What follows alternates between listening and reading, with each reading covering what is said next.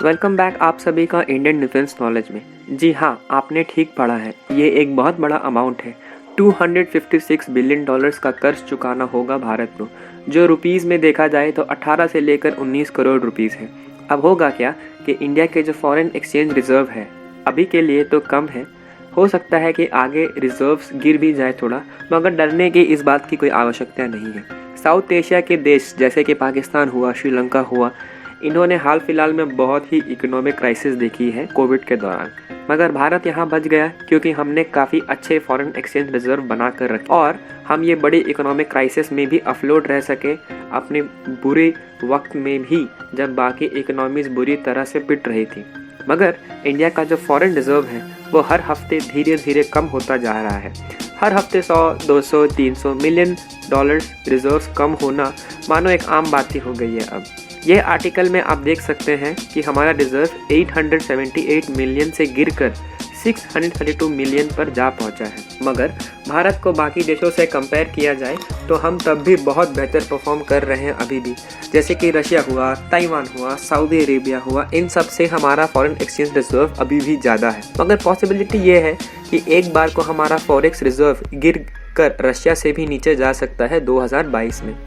इसका कारण ये है कि भारत का पेमेंट करने का समय आ गया है उन सारे कर्ज़ों को जो अलग अलग देश से हमने लेकर रखा है हमारे यहाँ के डेवलपमेंट प्रोजेक्ट्स हुए या डेवलपमेंट को फंड करने के लिए। आपको ये बता दूँ कि फॉरेन एक्सचेंज रिजर्व में आरबीआई के तहत हम रखते हैं फॉरेन करेंसीज जैसे कि डॉलर हुआ या फिर जापानीज़ येन हुआ या फिर ब्रिटिश पाउंड हुआ। फिर आता है गोल्ड, उसके बाद आते हैं बॉन्ड्स जो हमने परचेज करके रखे हैं, जिसमें एक बहुत बड़ी मात्रा होती है यूएस के बॉन्ड्स की, क्योंकि यूएस सबसे अच्छे इंटरेस्ट रेट्स देता है और पूरे ग्लोबल मार्केट में यूएस बॉन्ड्स की बहुत ज़्यादा वैल्यू है। फिर उसके बाद आता है कि हमारे ऊपर कितना यूएस डेट है, और फिर स्पेशल ड्राइंग राइट्स आते हैं और रिजर्व पोजीशन है जो आईएमएफ में, इंटरनेशनल मॉनेटरी फंड है, उसमें। बट यहाँ पे देखा जाए तो गोल्ड और फॉरेन करेंसी एसेट्स के चलते ही हमारा जो मेजर, मगर यहाँ अगर देखा जाए तो ज़्यादातर गोल्ड और फॉरेन करेंसी एसेट्स के चलते ही हमारा जो मेजर फॉरेन करेंसी एसेट है वो बनता है। अभी के लिए 635 मिलियन डॉलर्स है, जिससे हमें अपना 250 बिलियन डॉलर का कर्ज धीरे धीरे करके चुकाना है 12 महीनों में। जानते हैं कि ये कर्ज आया कहाँ से, टोटल डेट होता क्या है और ये किस प्रकार का होता है। तो टोटल डेट होता है दो प्रकार का। एक होता है नेशनल डेट जो एक सरकार भारत के लोगों से ही उठाती है, और दूसरा होता है एक्सटर्नल डेट जो एक सरकार बाहर के कंट्रीज से लेन देन, चाहे आप बोल लीजिए या फिर बैंक के बॉन्ड्स बोल लीजिए, उस तरह से एक सरकार एक्सटर्नल डेट उठाती है एक कंट्री के तहत। तो डेट में भी जो लॉन्ग टर्म डेट है, भारत को इस समय उसका रीपेमेंट करना चालू करना है। मतलब कि आज से जो 10 साल या 20 साल पहले का कर्ज उठाया गया है उनकी रीपेमेंट करनी है।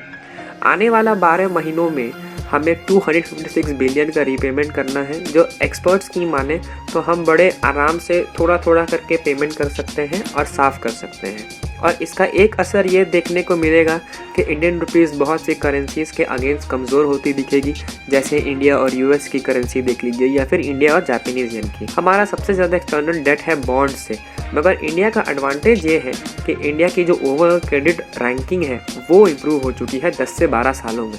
जिससे होगा क्या कि इंडिया अब बेहतर शर्तों में, चाहे आप वर्ल्ड बैंक बोल लीजिए या फिर यूएस बोल लीजिए, उनसे बेहतर शर्तों में लोन उठा सकेगा। और जब एक बार लोन उठाएगा तो वो वापस वो पैसा तो भारत में ही इन्वेस्ट करेगा, जिसके चलते भारत का ट्रेड बढ़ेगा, इंडस्ट्रीज़ ऊपर उठेगी, इंडस्ट्री उठेगी तो आम आदमी की भी रोज़गार बढ़ेगी, और धीरे धीरे देखा जाएगा कि रुपये की वैल्यू जो है बाकी करेंसीज़ के अगेंस्ट वो धीरे धीरे बढ़ सकती है।